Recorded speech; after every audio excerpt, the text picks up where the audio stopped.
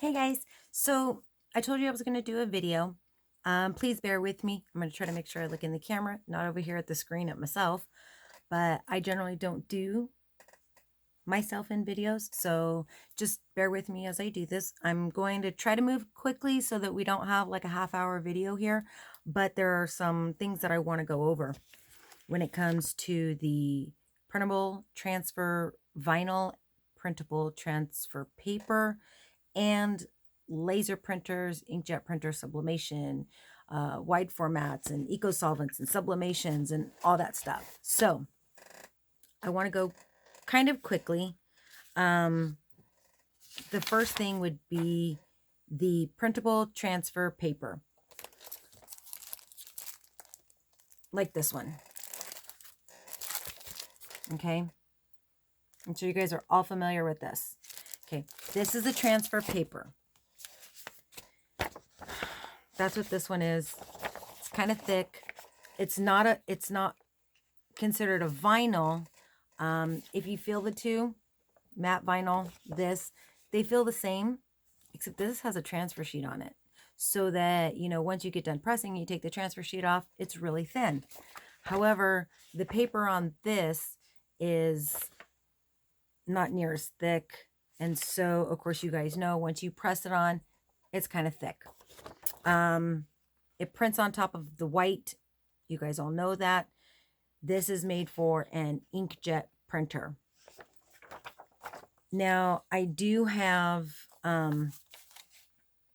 some people like to call that printable vinyl. It's actually not. It is printable transfer paper. It's actually more like a vinyl substitute than it is actually vinyl. I want to go over a few other products that I have from some other companies. There are other companies out there you can buy sample packs from. This one is called, it's either Parapi or Parapi. This is Inkjet Light Pro. Now this one is, can be used for your printing inks. It tells you on here, either dye, pigment, or sublimation inks. I've had the discussion with you guys before about dye versus pigmented ink. I'll get into that in just a little bit. But this also works for sublimation. You mirror this one. So this one is actually really thin when you feel it. You can just, it's almost kind of one of those, like it almost feels like vinyl. Like if you scratch it, you might actually just, almost feels like you might rip it off. This, what happens is because you mirror the image, you're going to lay this down, and I'm assuming it's, well, it says you can use it for sublimation, so it's going to possibly then leave the ink behind of some sort. I'm not exactly sure. Okay, so on this one, I'm of absolutely no help. But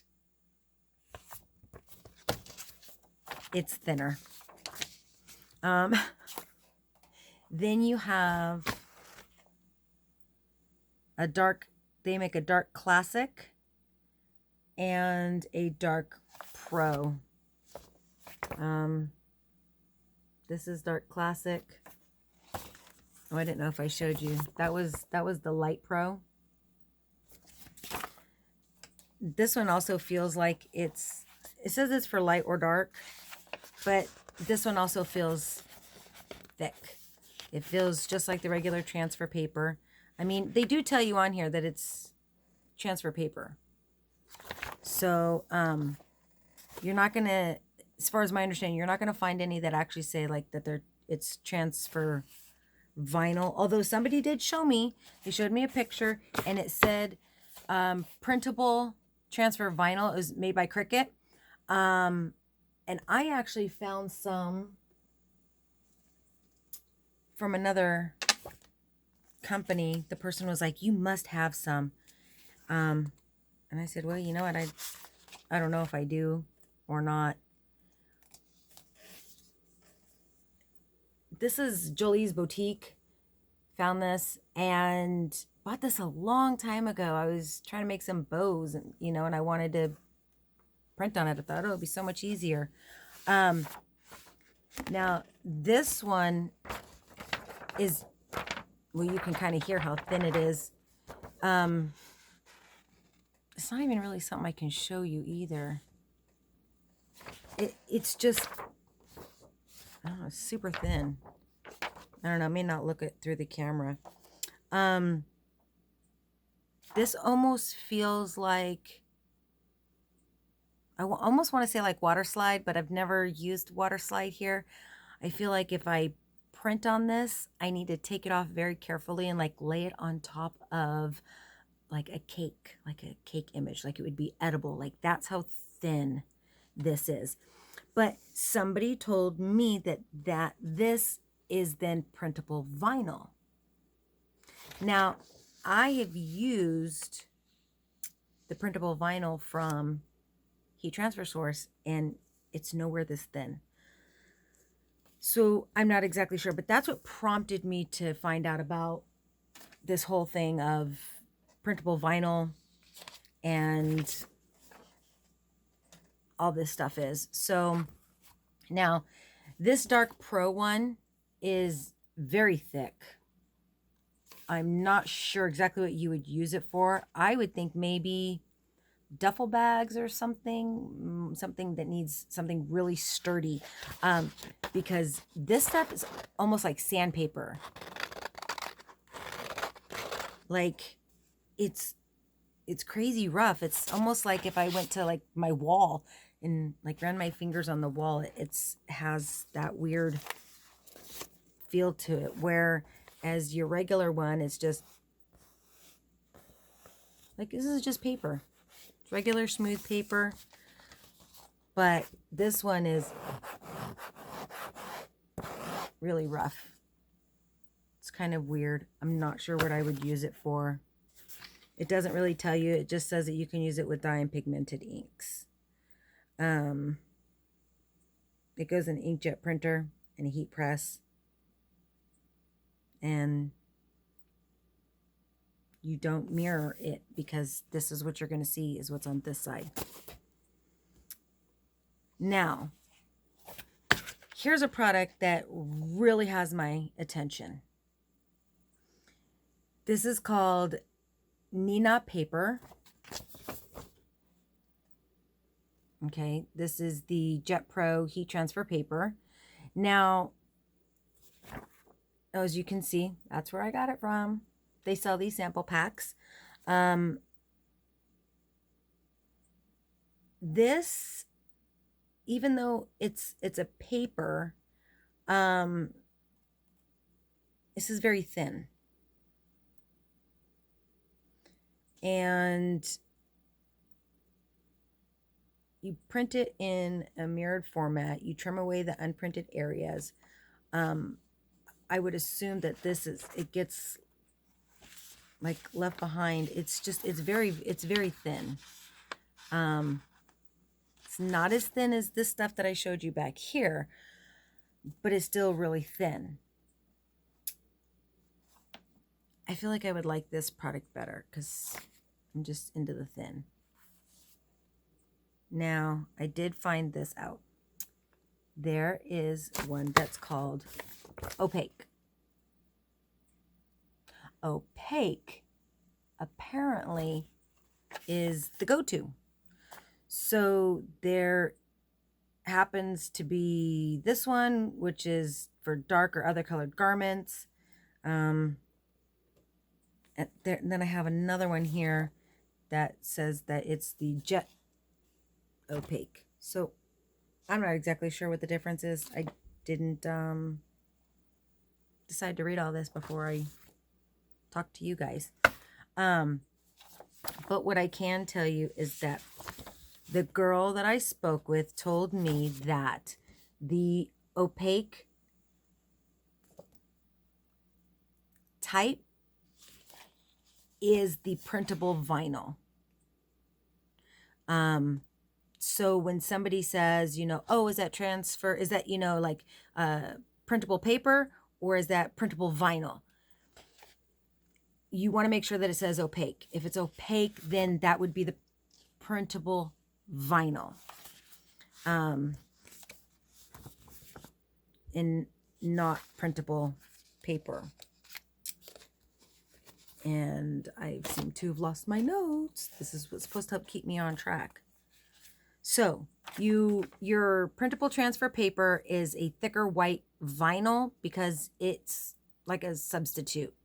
Okay, that's your printable transfer paper. Your printable transfer vinyl is a thin vinyl. It's called opaque. So this product is considered printable vinyl, not printable paper. So keep that in mind. Next up, real quick, I don't want to really get into this too much, but we're going to talk about your inkjet printers. Okay, you have an inkjet that has a dye ink and you have one that has a pigmented ink. And as I've told you guys before, Epson, okay, Epson is the one that has, they're the only ones that have a pigmented ink, and it's called Durabright. A pigmented ink is more water resistant, waterproof. It is made for printing pictures. That's what it's designed for. And so when you use that type of ink on a printable vinyl, printer paper, all that stuff for making shirts, it's going to hold up longer. It's going to last longer. Any research you do on that will tell you that. So if you don't want to take my word for it, look it up yourself. Okay. All your other brands use a dye ink, which is a water base. That's why they're not waterproof. That's why they're not recommended for printing photos, because they just don't last as long. Also, you'll find that if you use that kind, and let's say you go put it up on your refrigerator, which, oh my goodness, if I was thinking, I would have grabbed some for you and I could have showed you some that I printed from my Canon printer 10 years ago and others that I have printed from my Epson from 10 years ago. And you can look at the difference of the two. My Canon completely faded and they both pictures sit side by side. They sit on the fridge side by side. And my Epson one isn't hardly faded at all, while my Canon one completely faded. So the proof isn't in the pudding there for me. Just do your research. You'll know. Buy whatever you want to buy. I'm not judging. But your Epson, you can do everyday printing and picture printing. Now, when it comes to sublimation, that is a gas thing. It puts it on the paper. Then you put it in the press and there's this gas stuff. And oh, here is my breakdown of it. Sublimation. It's expensive. It starts at like $3,000. And you should only use polyester shirts. Well, you know what? I have huge investment in cotton shirts over there. I got way too many. I'm not starting all over. Next on the list, eco-solvent printers. I don't know. Here's my other 2 cents on them. They're expensive AF. There's a brand called Roland. It uses eco-solvent ink. That's what you'll see a lot of companies use. If you watch videos, a lot of them will use the Roland brand printers. They do a cut and print. And so that's what they use. And that's all I know about it. I don't ever plan on buying one because they're just really expensive and I don't make that much money. The other printer is a laser white printer. My 2 cents on that. Laser white printers. IDC, expensive AF. That's about that. I don't really plan on printing in white. It's a laser printer. It has a white base toner. What that does is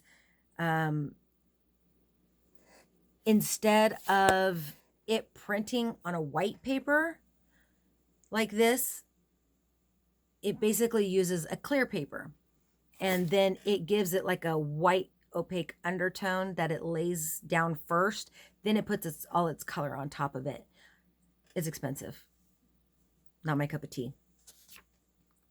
Last but not least, this is the most important thing that we're here to talk about. Laser printers and CMYK laser printers.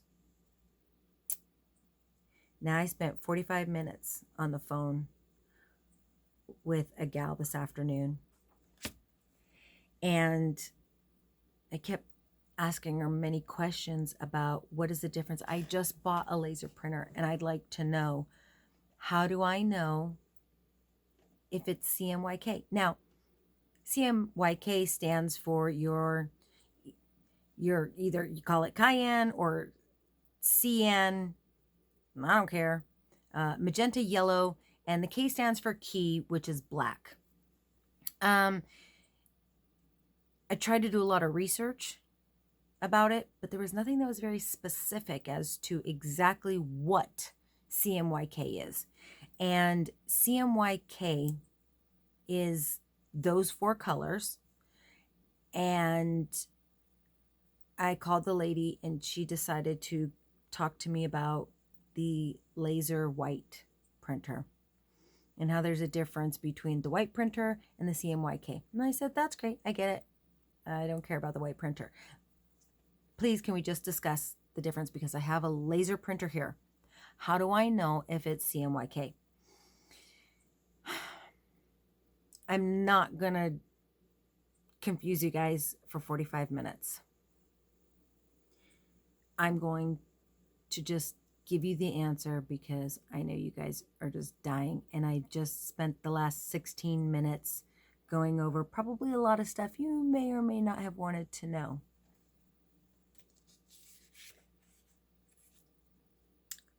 So, if you go in to, let's say, Staples or Home Depot, and you want to buy a laser printer, they're going to take you down the aisle. They're going to show you laser printers. Now, if you tell them you want an inexpensive one, they're going to show you the inexpensive ones. Now, those inexpensive ones run you about 60, 70, 80 bucks. And you're going to look at it and you're going to ask yourself, well, that just has black ink in it. And they're going to go, oh, did you want a color one? And then, oh, what's the difference, right? And you're going to question yourself. And I have the answers for you guys. And here's the answers. A laser printer is a black toner only printer. It's that simple. Does that make sense? So if you ask somebody for, oh, is it a laser printer? That just means black ink only. Okay? Now, if you tell somebody that you're looking for a color printer for laser, they'll understand you. But on the internet, it's a little bit different of a world. Have you ever noticed that you never see on the internet where it says, like, oh, you need to have a color laser printer? No, of course not. You want to know why?